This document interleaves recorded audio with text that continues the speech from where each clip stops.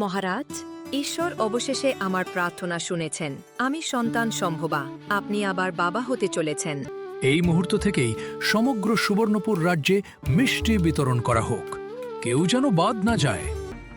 আজ যদি সুনয়নার অনাগত সন্তানকে নিয়ে এত আনন্দ হয়, তাহলে আগামী দিনে আমার আর আমার মেয়ের ভাগ্যে কি অপেক্ষা করছে?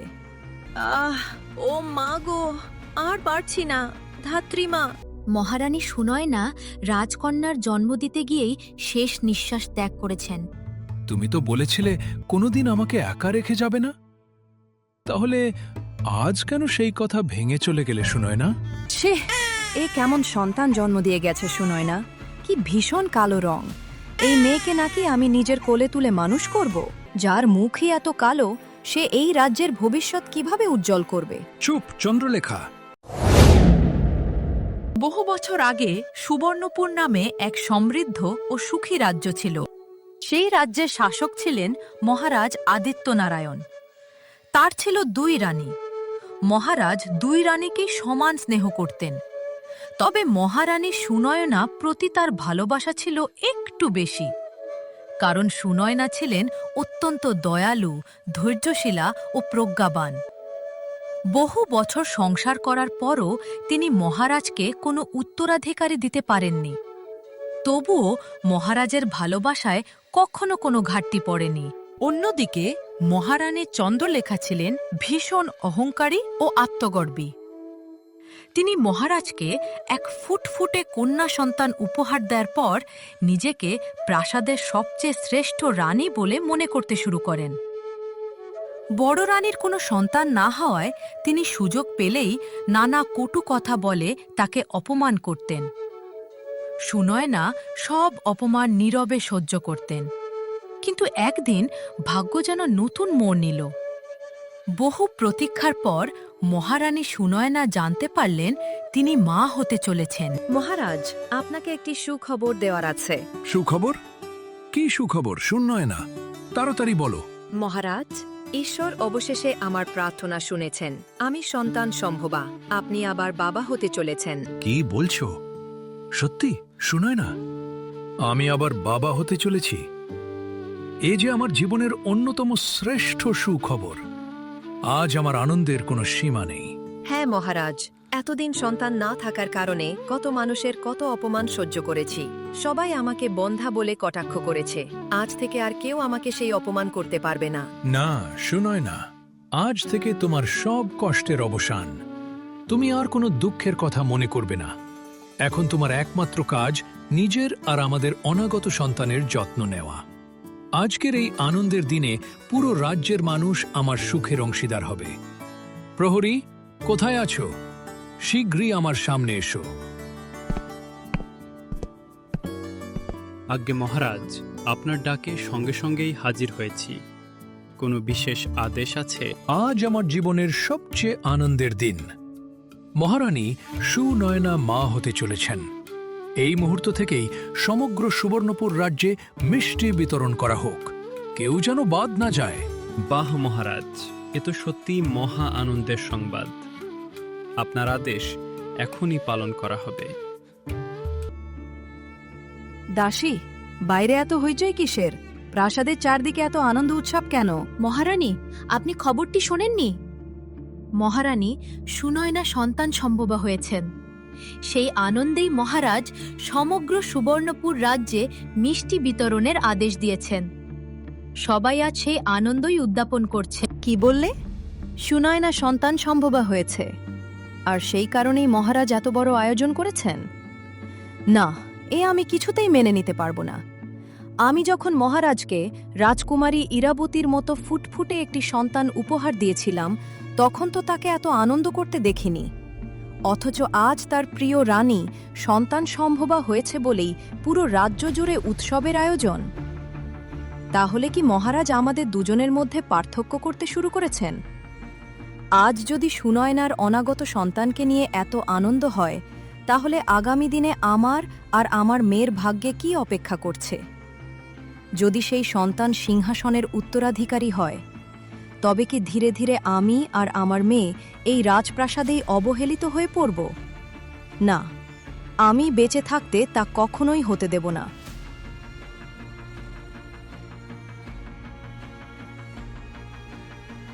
দেখতে দেখতে 9টি মাস কেটে যায়।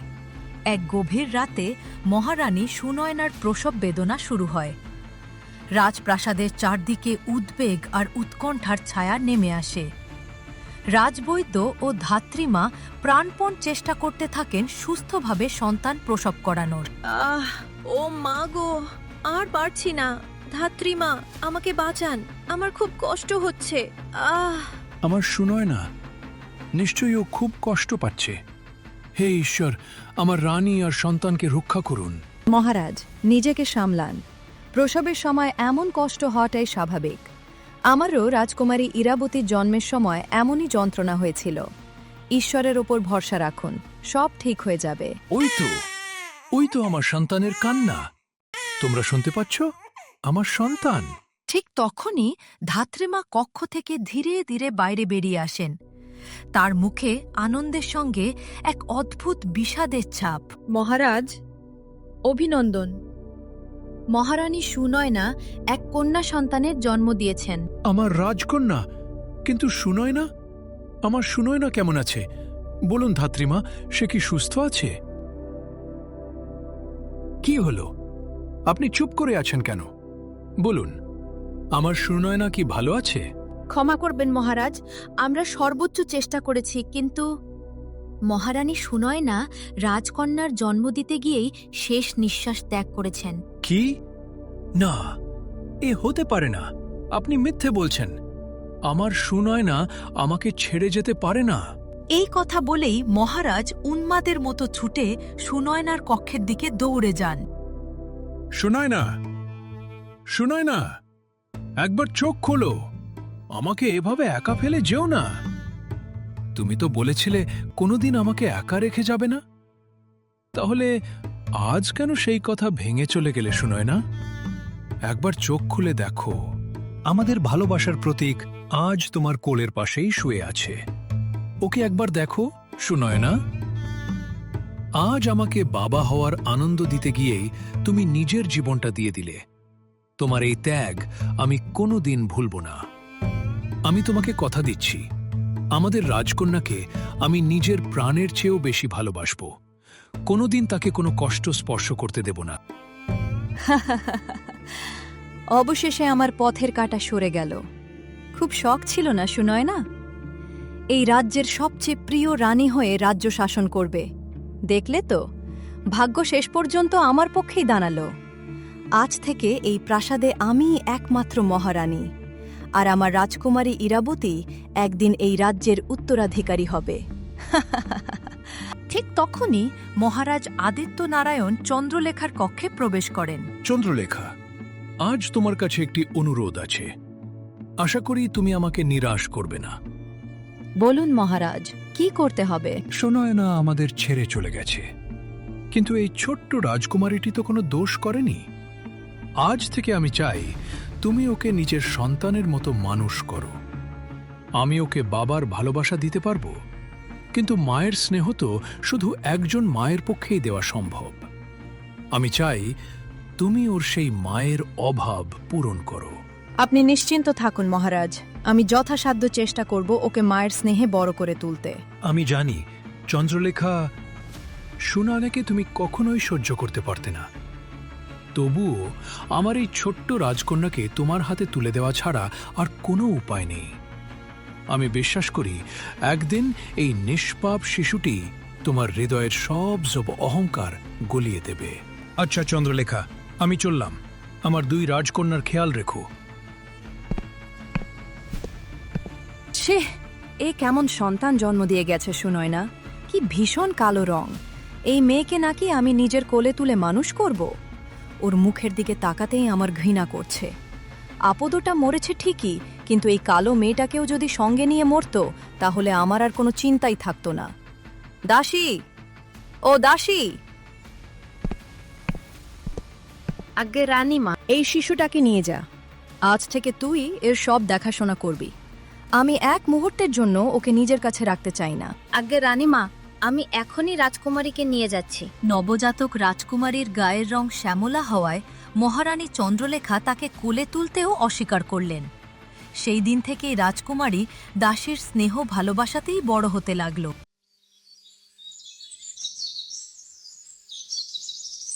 দেখতে দেখতে বহু বছর কেটে গেল। সুবর্ণপুর রাজ্যের 2 রাজকুমারী এখন যৌবনে পদার্পণ করেছে। রাজকুমারী ইরাবতী রূপে গুণে অপরূপা হয়ে উঠেছে। তবে মায়ের মতো তার মনেও জন্ম নিয়েছে ভীষণ অহংকার। নিজের সৌন্দর্য নিয়ে সে সব সময় গর্ব করে। অন্যদিকে রাজকুমারী বনলতা বাহ্যিক রূপে ইরাবতীর মতো না হলেও হৃদয়ে ধারণ করেছে তার মা সুনয়নার দয়া, মমতা আর নম্রতা। তার ব্যবহার আর ভালোবাসায় রাজ্যের মানুষ মুগ্ধ হয়ে থাকত। তুই এখানেও চলে এলি বন্যতা? আমি যেখানে একটু শান্তিতে থাকতে চাই, তুই ঠিক সেখানেই এসে হাজির হোস। এই সুন্দর বাগানে একটু নিরিবিলি সময় কাটাতে এসেছিলাম, কিন্তু তোকে দেখেই সব মেজাজ নষ্ট হয়ে গেল। দিদি, আমি তো জানতামই না তুমি এখানে আছো। এই বাগান তো শুধু তোমার নয়, আমিও একটু ফুল দেখতে আর প্রকৃতির সৌন্দর্য উপভোগ করতেই এসেছি। আমার সঙ্গে নিজের তুলনা করার দুঃসাহস আর কখনো করবি না। আমার পাশে দাঁড়ালেই তোর সব অসুন্দর দিক চোখে পড়ে। তোর ছায়াটাও যেন আমার গায়ে না লাগে। আমি জানি আমার গায়ের রং তোমার মতো ফর্সা নয়, কিন্তু মানুষের আসল সৌন্দর্য তো তার মনেই থাকে। আমরা তো একই পিতার 2 কন্যা, আমাদের মধ্যে এত ভেদাভেদ কেন? চুপ! এই কথা আর কখনো আমার সামনে বলবি না। রাজকন্যা সবাই হতে পারে, কিন্তু সবাই আমার মতো সুন্দর হতে পারে না। এই রাজ্যের মানুষ আমার রূপের প্রশংসা করতে করতে ক্লান্ত হয় না। আর তুই শুধু আমার সৌন্দর্যের পাশে একটা কালো ছায়া। দিদি, তুমি আমাকে এত ঘৃণা করো কেন? আমি তো তোমার কোনো ক্ষতি করিনি। আমি শুধু চাই তুমি আমাকে একবার নিজের বোন বলে গ্রহণ করো। বোন? তুই শুধু আমার সৎ বোন, এর বেশি কিছু নয়। আর তোর মতো কালো মেয়েকে নিজের বোন বলে পরিচয় দিতেও আমার লজ্জা লাগে। আমার গায়ের রং যদি তোমার অপছন্দ হয়, তাহলে আমি তোমার সামনে আর আসব না। কিন্তু আমাকে এত অপমান করো না দিদি। তোমার প্রতিটা কথায় আমার খুব কষ্ট হয়। তোর কষ্টে আমার কিছুই যায় আসে না, বরং খুব শিগগিরই মায়ের সঙ্গে কথা বলবো। তারপর এই প্রাসাদে তোর জায়গা থাকে কিনা সেটা মাই ঠিক করবেন।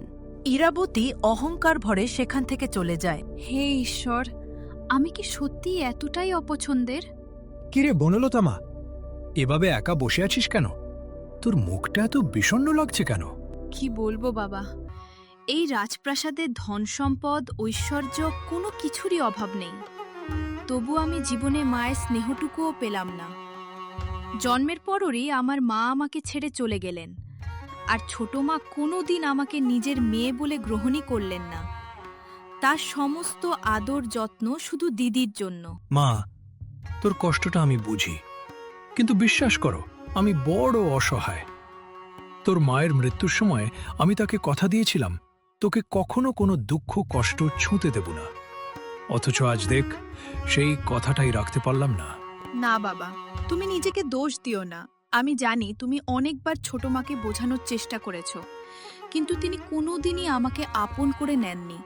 সব সময় শুধু অবহেলা আর অপমানই করেছেন। মন খারাপ করিস না মা, আমি তো সবসময় তোর পাশে আছি। আচ্ছা বাবা, আমি কি শুধু গায়ের রং কালো বলে এত ঘৃণার যোগ্য? ছোট মা আর দিদি সব সময় আমার গায়ের রং নিয়ে হাসাহাসি করেন, আমাকে অপমান করেন। বলো বাবা, কালো রং কি সত্যি এত খারাপ? না মা, কখনোই না। যারা মানুষের মন দেখতে জানেন না, তারাই শুধু রং দেখে বিচার করে। গায়ের রং মানুষের পরিচয় নয়। মানুষের আসল পরিচয় তার চরিত্র আর তার হৃদয়। তোর মতো দয়ালু, নম্র আর স্নেহময় মন খুব কম মানুষেরই থাকে। এই গুণই একদিন তোকে সবার থেকে আলাদা করবে। তাই আর কখনো নিজের রং নিয়ে মন খারাপ করবি না। মনে রাখিস, রূপ একদিন ফিকে হয়ে যায়, কিন্তু সুন্দর মন মানুষের হৃদয়ে সারা জীবন বেঁচে থাকে। দাসী, এগুলো কি খাবার এনেছিস আমার জন্য? আমি একজন রাজকুমারী হয়ে এসব সাধারণ খাবার খাবো? ক্ষমা করবেন রাজকুমারী, আমি আপনাকে অনেকবার জিজ্ঞেস করেছিলাম আজ আপনার জন্য কি রান্না করব, কিন্তু আপনি কিছুই বলেননি। তাই যা সম্ভব হয়েছে সেটাই যত্ন করে রান্না করেছি। তার মানে এখন সব দোষ আমার? নিজের ভুল ঢাকতে এখন আমাকেই দোষ দিচ্ছিস? না রাজকুমারী, আমি সে অর্থে কিছু বলিনি। আপনি ভুল বুঝছেন। চুপ! আর একটা কথাও বলবি না। তোর সাহস তো কম নয়। আমার সঙ্গে মুখে মুখে তর্ক করছিস। আর একটা কথা বললে তোকে এই মুহূর্তেই প্রাসাদ থেকে বের করে দেব। ইরাবতী, এ কেমন ব্যবহার? উনি তোমার মায়ের সমান বয়সী, তার সঙ্গে এভাবে কথা বলছো কেন? বাবা, দেখুন তো আমার জন্য কি খাবার এনেছে। এসব খাবার তো কুকুর বিড়ালও মুখে দেয় না, সেখানে আমি একজন রাজকুমারী হয়ে এগুলো কিভাবে খাবো? চুপ! অনেক হয়েছে। সব সময় মানুষের পছন্দের খাবার জোটে না, তাই বলে অন্যকে অপমান করতে নেই। জানো, এই খাবারটুকুও এই রাজ্যের অনেক মানুষ প্রতিদিন জোগাড় করতে পারে না। বাবা, আপনি আজ একটা সামান্য দাসীর জন্য আমাকে বকছেন? ইরাবতী, সে দাসী বলেই কি মানুষ নয়? মানুষের সম্মান তার পরিচয়ে নয়, তার মানবিকতায়। আর শুধু আজ নয়, অনেক দিন ধরেই আমি দেখছি তুমি রাজ্যের সবার সঙ্গে অহংকার করে কথা বলছো। এ কি রাজ পরিবারের শিক্ষা? তোমার এই আচরণ আমাকে ভীষণ কষ্ট দেয়। তোমার মা তোমাকে অনেক আদর দিয়ে বড় করেছেন, কিন্তু মানুষের প্রতি সম্মান করতে শেখাতে পারেননি। মনে রেখো, অহংকার মানুষকে কখনো বড় করে না, বরং একদিন তাকে সবার চোখে ছোট করে দেয়। প্রণাম রাজকুমারী, আমি বড় বিপদে পড়ে আপনার কাছে এসেছি। আমার জমির সীমানা নিয়ে পাশের গ্রামের একজনের সঙ্গে বিরোধ লেগেছে। সে জোর করে আমার জমির একাংশ দখল করতে চাইছে। কি করব কিছুই বুঝতে পারছি না। তুমি চিন্তা করো না কাকু, গ্রামের সবচেয়ে বয়োজ্যেষ্ঠ কয়েকজন মানুষকে সঙ্গে নিয়ে জমির পুরনো সীমানা আর দলিল ভালো করে যাচাই করো। যদি তাতেও সমাধান না হয়, তাহলে দুজন মিলে রাজসভায় এসো। মহারাজ নিশ্চয়ই ন্যায় বিচার করবেন। আরে, এ তো খুব ভালো বুদ্ধি দিলেন রাজকুমারী, এতক্ষণ মাথায় আসেনি। আমি আপনার কথা মতোই করব। অন্যায়ের সামনে কখনো মাথা নত করবে না, আর ঝগড়া করে নয়, ন্যায়ের পথেই সমস্যার সমাধান করার চেষ্টা করবে। আপনি সত্যিই আপনার মায়ের মতো দয়ালু আর জ্ঞানী রাজকুমারী। ঈশ্বর আপনার মঙ্গল করুন। দূর থেকে মহারাজ আদিত্য নারায়ণ সবকিছু নীরবে দেখছিলেন। কৃষক চলে যেতেই তার মুখে তৃপ্তির হাসি ফুটে ওঠে। আজ আবারও প্রমাণ হল, প্রকৃত রাজকীয় মর্যাদা রূপে নয়, মানুষের প্রতি ভালোবাসা আর প্রজ্ঞায়। বনলতার হৃদয়ে আমি তার মা সুনয়নার ছায়া দেখতে পাই। এই রাজ্যের ভবিষ্যৎ এমন একজনের হাতেই নিরাপদ, যে নিজের সুখের আগে প্রজাদের কথা ভাবে। আমি সিদ্ধান্ত নিয়েছি, খুব শিগগিরই রাজসভায় বনলতাকে সুবর্ণপুরের সিংহাসনের উত্তরাধিকারী হিসেবে ঘোষণা করব। মহারাজ, হঠাৎ করে আজ সবাইকে রাজসভায় ডাকা হয়েছে কেন? কোনো বিশেষ বিষয় আছে কি? হ্যাঁ চন্দ্রলেখা, আজ আমি একটি গুরুত্বপূর্ণ সিদ্ধান্তের কথা সবাইকে জানাব। এই সিদ্ধান্ত সুবর্ণপুরের ভবিষ্যতের সঙ্গে জড়িত। কি সিদ্ধান্ত মহারাজ? আমাকে তো কিছুই জানালেন না। ধৈর্য ধরো, কিছুক্ষণের মধ্যেই সবাই জানতে পারবে। রাজসভার সম্মানিত সদস্যবৃন্দ, আপনারা সবাই জানেন আমার 2 রাজকন্যা রয়েছে। অনেক ভেবেচিন্তে আমি একটি সিদ্ধান্ত নিয়েছি। আমি চাই আমার ছোট মেয়ে রাজকুমারী বনলতাই সুবর্ণপুরের ভবিষ্যৎ উত্তরাধিকারী হোক। এই বিষয়ে আপনাদের মতামত কি? মহারাজ, আপনার এই সিদ্ধান্তকে আমরা আন্তরিকভাবে স্বাগত জানাই। রাজকুমারী বনলতা দয়ালু, জ্ঞানী এবং প্রজাদের প্রতি অত্যন্ত স্নেহশীল। তার মতো একজন রাজকুমারীর হাতেই এই রাজ্যের ভবিষ্যৎ নিরাপদ। আপনার সিদ্ধান্তের প্রতি আমাদের পূর্ণ সমর্থন রয়েছে। তাহলে বলুন, আপনাদের কারো কোনো আপত্তি আছে? না মহারাজ, আমাদের কোনো আপত্তি নেই। আপনি অত্যন্ত বিচক্ষণ সিদ্ধান্ত নিয়েছেন। খুব ভালো, আপনাদের সমর্থন পেয়ে আমি আনন্দিত। মহারাজ, আমার আপত্তি আছে। কিসের আপত্তি চন্দ্রলেখা? এত বড় একটি সিদ্ধান্ত নেওয়ার আগে অন্তত তো আমার সঙ্গে একবার আলোচনা করা উচিত ছিল। বড় মেয়ে ইরাবতীকে রেখে ছোট মেয়ে বনলতাকে উত্তরাধিকারী বানাতে চাইছেন কেন? ইরাবতী তো বয়সে বড়, সিংহাসনের অধিকার তারই হওয়া উচিত। বয়সে বড় হলেই কেউ যোগ্য হয়ে যায় না চন্দ্রলেখা। বনলতা হয়তো ইরাবতীর চেয়ে ছোট, কিন্তু তার প্রজ্ঞা, দয়া আর বিচার বুদ্ধি অনেক বেশি। একজন শাসকের মধ্যে যে গুণগুলো থাকা দরকার সেগুলো আমি বনলতার মধ্যেই দেখেছি, তাই এই সিদ্ধান্ত নিয়েছি। না মহারাজ, ওই কালো মেয়ে এই রাজ্যের রানী হবে। আমি এটা কখনোই মেনে নেব না। যার মুখই এত কালো, সে এই রাজ্যের ভবিষ্যৎ কিভাবে উজ্জ্বল করবে? চুপ চন্দ্রলেখা, তোমার চিন্তাধারা আমাকে লজ্জিত করছে। একজন শাসকের যোগ্যতা কখনো তার গায়ের রং দিয়ে বিচার করা হয় না। একজন প্রকৃত শাসকের সবচেয়ে বড় পরিচয় তার দয়া, প্রজ্ঞা, ন্যায়বোধ আর প্রজাদের প্রতি ভালোবাসা। আর এই সব গুণ বনলতার মধ্যে আছে। তাই আমি চূড়ান্ত সিদ্ধান্ত নিয়েছি, সুবর্ণপুরের সিংহাসনের উত্তরাধিকারী হবে রাজকুমারী বনলতা। এই সিদ্ধান্ত নিয়ে আর কোনো বিতর্ক আমি শুনতে চাই না। মা, এটা আমি কিছুতেই মেনে নিতে পারছি না। ছোটবেলা থেকেই আমি ওই সিংহাসনের স্বপ্ন দেখে এসেছি, আর আজ বাবা সেই সিংহাসনের উত্তরাধিকারী বনলতাকে ঘোষণা করে দিলেন। না, এটা কখনোই হতে পারে না। চুপ কর! তোকে কতবার বলেছি অন্তত মহারাজের সামনে নিজের আচরণটা ঠিক রাখবি, কিন্তু তুই সারাদিন শুধু নিজের রূপ আর সাজগোজ নিয়েই ব্যস্ত থাকিস। মনে রাখ, শুধু সুন্দর মুখ থাকলেই সিংহাসন পাওয়া যায় না। আমি ভুল করেছি মা, কিন্তু এখন কি আর কোনো উপায় নেই? আমি কি কোনোভাবেই সিংহাসনটা ফিরে পেতে পারি না? উপায় না থাকলেও উপায় তৈরি করতে হয়। কি করতে হবে মা? যেভাবেই হোক, বনলতাকে আমাদের পথ থেকে সরিয়ে ফেলতে হবে। বনলতা না থাকলেই একমাত্র তুই এই রাজ্যের উত্তরাধিকারী হবি।